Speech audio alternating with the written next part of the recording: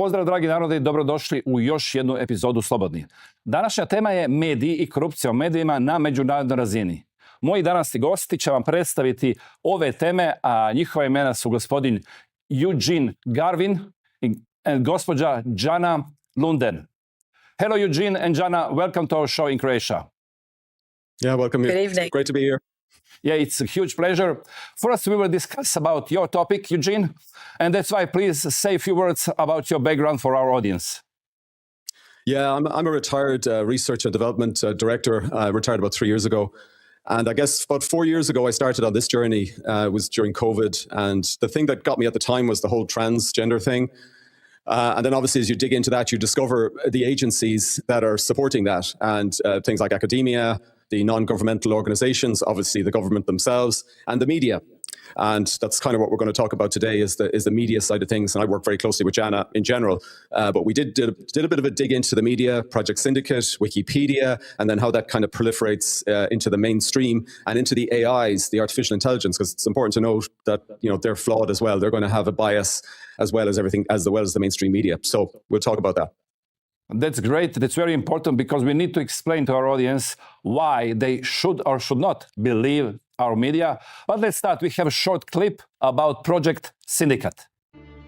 The various news media do not produce their news themselves, but use information and images from news agencies such as Reuters, the Dutch ANP, and the French AFP.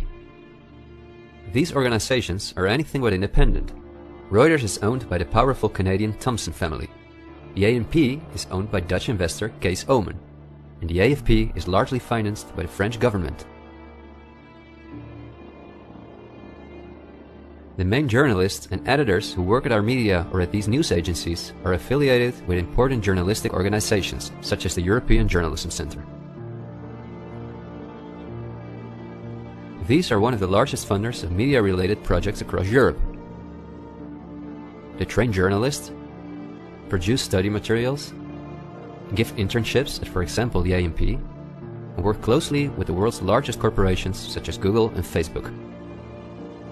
For journalistic analysis and opinion, all the major media outlets in the world use Project Syndicate, the most powerful organization within its field.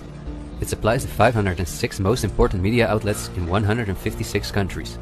Project Syndicate, plus an organization such as the European Journalism Centre, together with the news agencies, are the connecting link between all the different media outlets around the world. When newscasters read the news from their teleprompters, there is a good chance that the text comes from one of these organizations.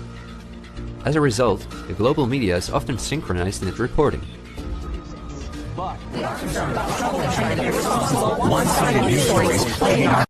Okay, Eugene, tell us, what is this project about?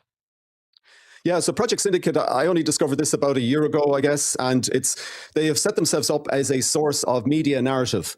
So typically Reuters will report on the fact that something has happened, right? There's been an earthquake, there's a war, there's whatever. Project Syndicate provides the narrative on that. It puts a perspective on it. It tells you perhaps who is responsible for it, or it puts it in terms of some political context, etc. And that's really what Project Syndicate does, and it has a huge bias as a result. So if we want to move on to a couple of slides, to slide number 3. And so we've got, this is one of the pages, the homepage for projectsyndicate.org. Anyone can access it, so you can get into the main page here and take a look at it yourself. I can see straight away there's a bias on this. This is a headline from a little while ago, and it talks about Trump has wrecked the US economy. So that will tell you there's a huge anti-Trump bias here, as you can see. And just beside that, you can see politics talking about what's happening in Hungary, and you can probably see what's going on there as well. So the narrative on Project Syndicate is what I would describe as the technocratic narrative. It's very much it's a stakeholder capitalism type narrative. It's a hard left narrative, to be honest. That's what it is. And we'll see a couple of the pages that talk about that. So everything here will be anti-Trump. Absolutely. It'll be anti-capitalism. It'll be pro-stakeholder capitalism, which your audience is probably familiar with, the World Economic Forum. It'll be for that. It'll be for all of the climate change, the United Nations, SDGs. It'll be pro-trans. It doesn't really cover trans issues too much, but it is going to be on all of those aspects, agenda aspects. It will be promoting them. And it'll be talking about... Just to remind my audience, there is one show with Richard Jeffs And we explain everything. What is this stakeholder capitalism? We explain it in detail. He even made one documentary, great one, where he show and explain everything. That's why, just to remind our audience and who doesn't see what is happening right now, can go back and take a look in this episode. Let's continue. Yeah, absolutely. That documentary, Richard Jeffs did a very good documentary on stakeholder capitalism. So if we move to slide number 4, we get an idea of the people who are behind Project Syndicate. And this tells you a little bit, right? It's the Open Society Foundation, George Soros, the Bill and Melinda Gates Foundation, the European Climate Foundation, European Investment Bank, and the European Journalism Centre. So you can see it's going to be all pro-EU. It's going to be the agenda of Soros and Gates. It's going to be pro-stakeholder capitalism. That's what it is. So you can see the people who are funding it. So straight away, that's enough to tell anybody that this thing is going to have a bias, because these are the people behind it. So that's the first thing. Yes, I see also here, Heinrich Boll Stiftung. They are very interesting because they are supporting parties in Croatia and also some non-governmental organization. Yes.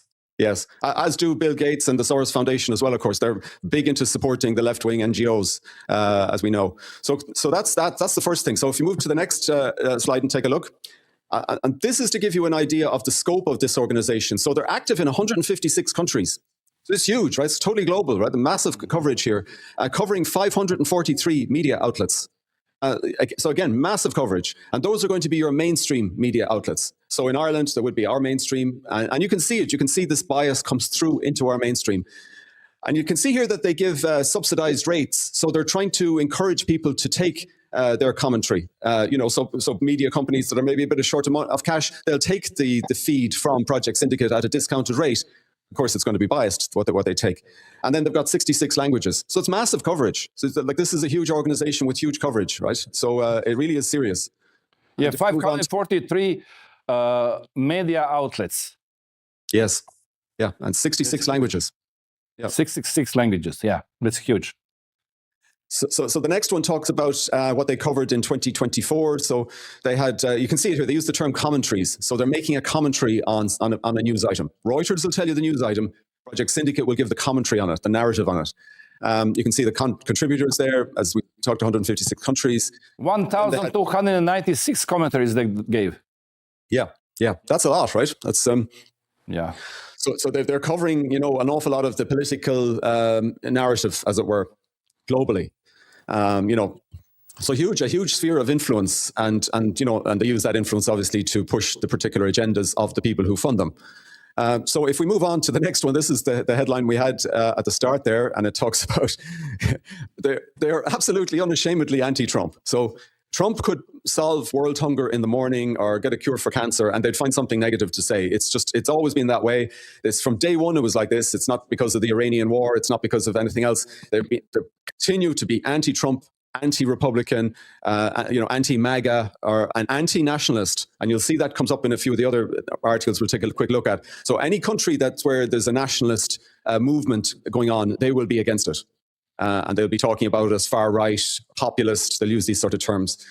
So that's just one example. If we move to the next one here, you can see it here. Look at this, turning populism's tools against populism. And they've got the UK Prime Minister Keir Starmer in the middle of this, who's destroying the UK country.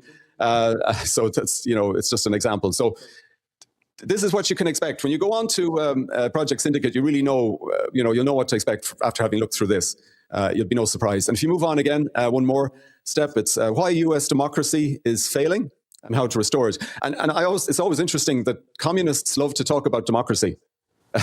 They always talk about democracy. And this is a Democratic Party view of the world. And what they're looking at having here is a collectivist, UN, United Nations, one world, stakeholder, capitalism type society. That's what they're promoting ultimately. And of course, they talk about democracy. It's ironic, right? You can see how the commentary that you'll see here. And if you move to the next one, climate change. The EU must stay true to its climate commitments, and it talks about they're up to 2050, because there is an agenda 2050, of course. Most of your people probably know that as well. That's the next phase of all of this. And again, climate change, they're totally bought into the climate scam. All aspects of it, push it really hard, and unfortunately, and hence Project Syndicate pushes it, and you'll see commentary like this. Let's remind people, European Union has a plan to reduce for 90% until 2050 carbon emission.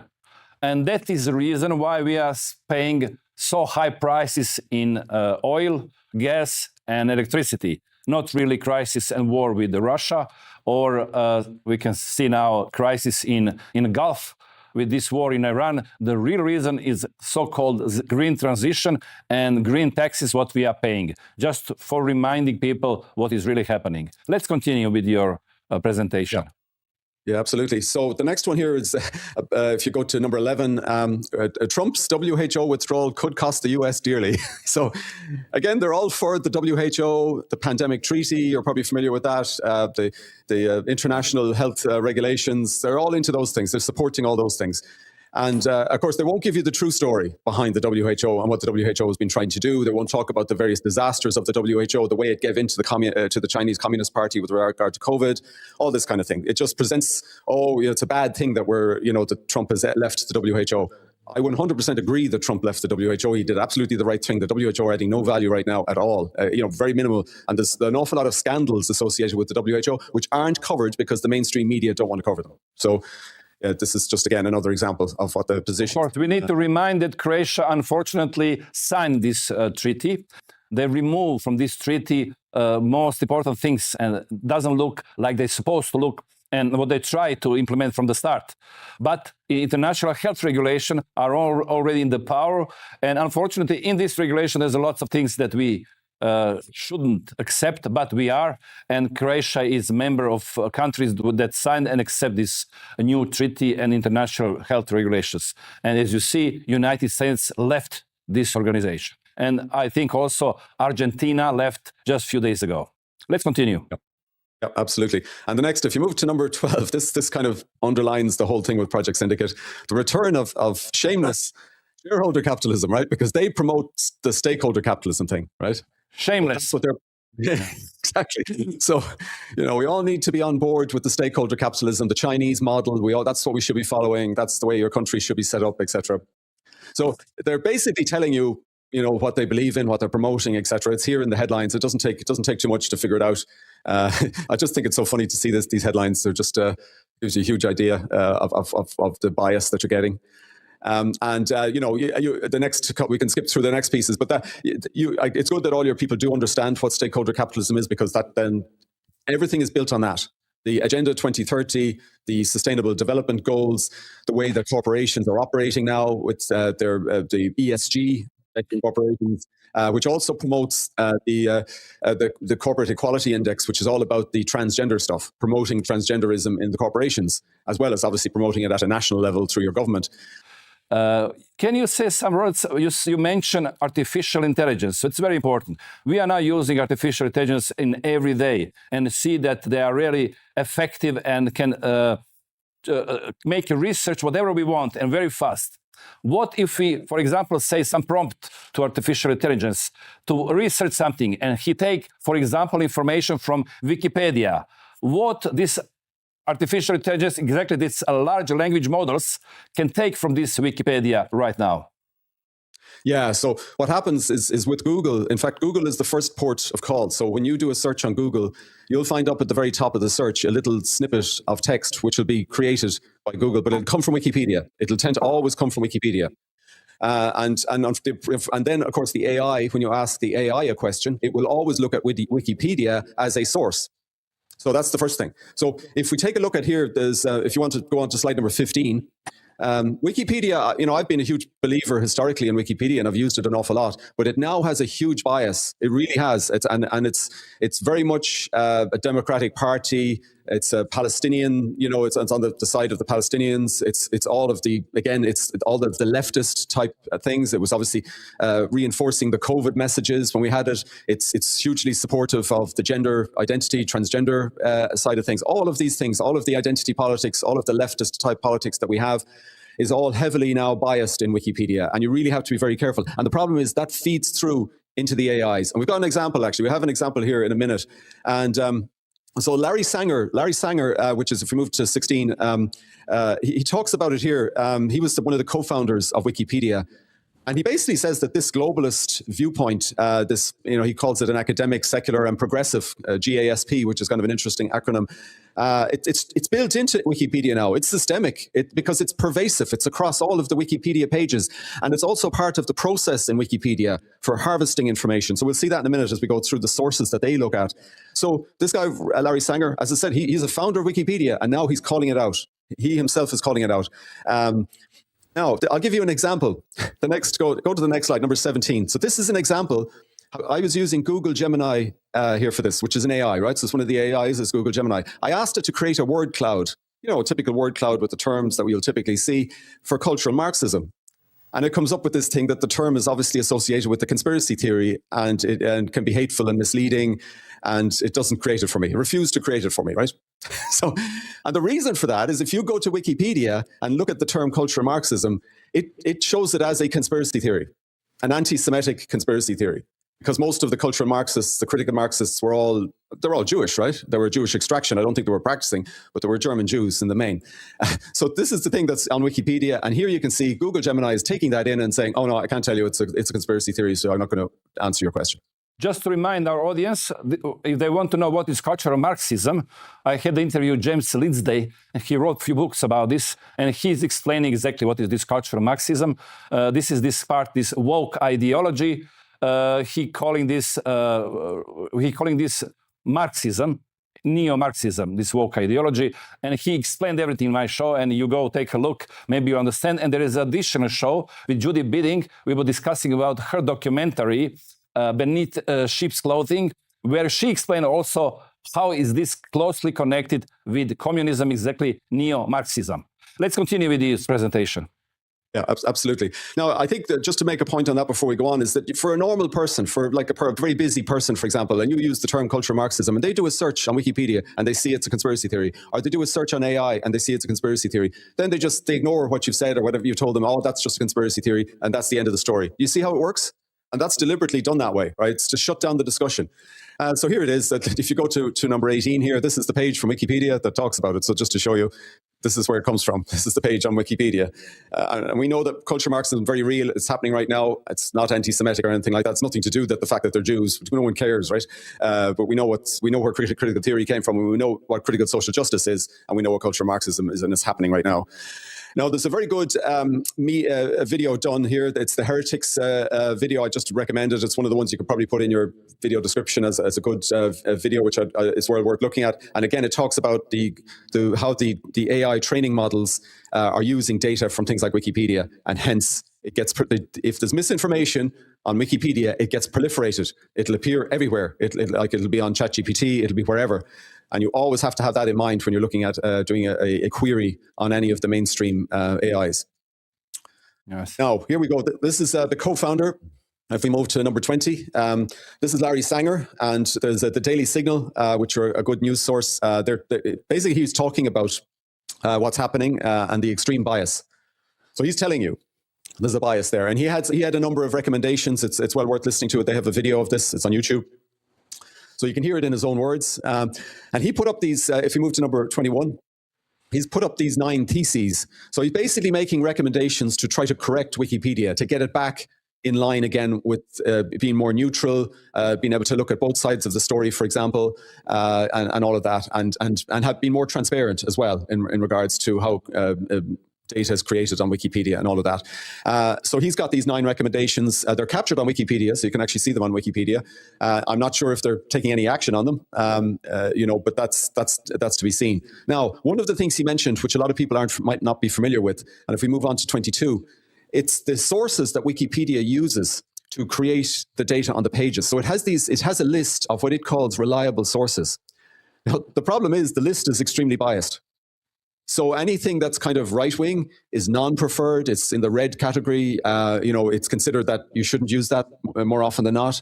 And anything that's on the left is preferred, and it's considered that it'll be accurate, and hence it's used more often. So it's an intrinsic bias that's built into the mechanisms of Wikipedia. So it'll continue to reproduce biased data based on this, because it'll always go to CNN, it won't go to Fox News, for example, that kind of thing, and it'll continue to reproduce a bias on every news story that comes out. It's kind of built into Wikipedia now, this thing. So there's a few examples of it. If we move on to slide 24, you'll see here it talks about it that Fox News is generally unreliable for reporting on politics, especially from 2020 onwards. I don't think that Fox News has changed since 2020. I think it still does what it did always. But obviously everything else has changed. Everything has moved to the hard left since 2020. So now they don't want to listen to Fox News anymore. It's the same way as since 2020, everybody is the far right or is a fascist, right, if you don't agree with this stuff. So that just gives you an example. And all of the left-wing news sources are green and considered highly reliable. And here you go, CNN. There you go. Consensus that news broadcast by CNN is generally reliable. And I wouldn't agree with that, because it's definitely biased, right? So this is built into Wikipedia today. So every single news story will go through this filter. They'll only take the data from the leftist sources and they'll ignore most of the right-wing sources or even the middle ground sources, to be honest. It's terrible. That's right. That means we need to be very careful when we research through large language models. That is artificial intelligence, what they call. And if you use it, you need to really go through this prompt engineering, because they are explaining you how to use these prompts to have better research, not to rely on this first-hand information, what they usually offers you, as you see here. Eugene, what else do you have to show us about this, we can say, corruption in media globally? Well, if you want to move to number 26, it's just some general points, and because we did a podcast in Ireland on this, and so for any of what I would describe as a controversial or contested issue, so things like trans, racism, vaccines, COVID, climate change, culture Marxism, world government, you can't trust Wikipedia at all, or Google, and you have to be very careful with the AI platforms. So we would always say, go to, do the query of 3 different AIs. I would always go to Grok, for example. I might go to ChatGPT and Google Gemini as well, but I'll go to Grok probably first, and then I'll check the original sources. And the good thing about Grok is it tells you what the original sources are, so you can check them out and sanitize what it's telling you. Grok is extremely powerful, and if you can frame your question correctly, I think you can get an awful lot of good information out of it, and then you just have to do a check to double check that it's giving you it from the right source, right? Because if it comes from certain sources, it's going to be biased, etc. Now, Ground News, and I'm not sure if you've ever mentioned Ground News to your listeners before, is a very good tool. It's an online tool that gives you the bias from the different media outlets. So it'll give you if there's a news story, for example, that comes up, it'll show you what's been said about that news story from the left-wing sources, the middle sources, or the right-wing sources. Or it'll tell you if only one, maybe it's only been covered on the left, maybe it's only been covered on the right. It's an extremely good, it's a subscription, but I think it's a very good way of validating your news and seeing where the bias is within that news, for example. And for example, there may be things that happen that you never see, because if you're only watching right-wing sources, for example, which I would tend to watch, you might miss a story that only came out in a left-wing source, right? So Ground News is something we recommend people take a look at. Now, the other thing, so that's an example. If you go to number 27 there, page 27, this is just a page. This is a page from Ground News, and you can see up there in the box in the top right-hand corner, it's got left, center, and right. And it'll kind of see there's a news item there that's in the center, right? So it'll show you. So it's very good at that. It'll also show you a blind spot. It has down there, that down in the bottom left-hand corner, the blind spot. So something that you wouldn't see, because typically you're only watching center news stories or right-wing stories, and then you'll miss something that might have come out on the left, for example. So very good. I think it's well worthwhile if you're interested in your news and you're interested in understanding the bias. Good place to go, and you're probably going to get close to the actual truth, because that's what we all want to get to. We all want to get the real truth, right? So that's what you'll get there.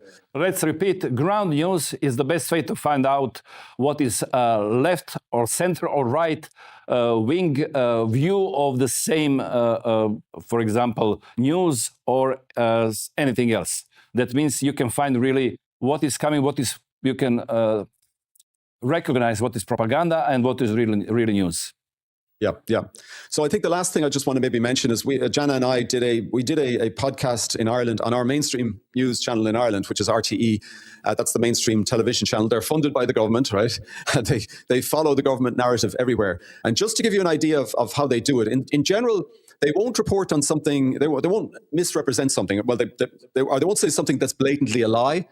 But they tend not to cover stories at all. So if the story is something that's controversial, it might be something controversial about immigration or about trans, they just won't cover it. You just won't see the news story at all. You have to find it out on X or from Fox News or something like that. You won't find it on RTE. Or they'll leave out aspects of a news story. Now, they get a feed, Reuters feed, they get a feed from Project Syndicate. So obviously they're going to have all the biases that they have, right? But the main thing they do there is omission. They do not give you the information. They never talk about Agenda 2030. They never talk about the Sustainable Development Goals, for example. So they don't want people to know about them. They never talk really about the World Economic Forum except during that week, and then it's just to show the Irish politicians, etc. that are out there. So it's always a biased view. It's a government. It's a woke view, and I'm sure that's the same in other countries. I know in the UK the BBC are the same. It's the exact same. I'm not sure what it's like in Croatia, but I suspect if your major TV station is paid for by the government, it's probably the same or will become the same as we go forward. So yes, for sure, they are covering the same way, same context. And if you see mainstream media and portals in Croatia, you can find the same thing like in your country. Yeah. So we did a full podcast. We covered some stories. Again, they're anti-Trump, they're pro-COVID, vaccines, climate change, all the stuff. Like it's all agenda. It's all the agenda. Yeah. So that's it really. That's kind of, and we're going to do part 2. We did a first episode. We've already got enough items to cover a second episode because we need to tell the Irish people the things that their mainstream media haven't been telling them. What is your message for our audience, exactly from my audience who are looking this show as some alternative media? Yeah, we did a full podcast on that earlier on, and I certainly look at things. I do watch Fox News because they're worth watching. There's an awful lot of online sources. So we have a list. So maybe we can give you some. I'll give you a list. We have a list of about 30 that we produced that I would recommend. Obviously, you'll need local people. That you'll want people within your own country, etc., who'll be able to cover the local news and cover that. But there's a lot of other more general stations or channels on, say, YouTube that we would recommend. So I'll give you a list of those, and and you've got some of them. New Discourses you talked about there, James Lindsay. He's very good. He covers an awful lot of that stuff. But there's people like GenSpect. GenSpect is, again, Stella O'Malley's in Ireland. She's based in Ireland, but it's a global organization who talk about the whole transgender medicine stuff. They're doing a lot of very good videos in that area at the moment. So GenSpect, but we'll give you a full list and you can share that with your listeners. Thank you, Jim, for your work. Thank you for this very important information. Evo, dragi narode, mislim da današnja 2 teme su jako važne. Prva je zato što medije slušamo svakodnevno i sad možete vidjeti u stvarnosti kako to izgleda. Dakle, kao što sam nekoliko puta rekao u ovoj emisiji i na mojim društvenim mrežama, evo sad mogu ponoviti jer smo i dobili dosta indicija, pa čak bih rekao i dokaza, da su medijske kuće ključne, mainstream mediji su u stvari propagandne kuće, PR agencije, a ne nikakve informativne agencije. Oni, kao što vidite, stavljaju stvari u kontekst kako bi vam protumačili što ste vi vidjeli. Dakle, indoktriniraju vas, šalju vam propagandnu poruku, a ne daju vam informaciju. Nadam se da ste bili zadovoljni sa današnjim gostima i temama i uskoro se vidimo u sljedećoj epizodi Slobodni.